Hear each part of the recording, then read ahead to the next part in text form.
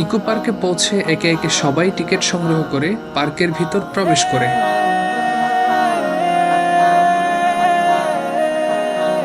তারপর আমরা হালকা নাস্তা সেরে নেই যেন পুরো দিনের এনার্জি ধরে রাখা যায়।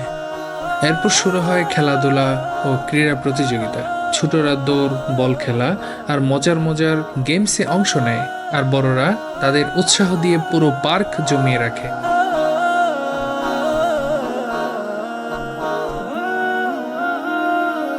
খেলাধুলা শেষে সবাই মিলে জুমার নামাজ আদায় করি যেন দিনটির বরকত আরও বেড়ে যায়।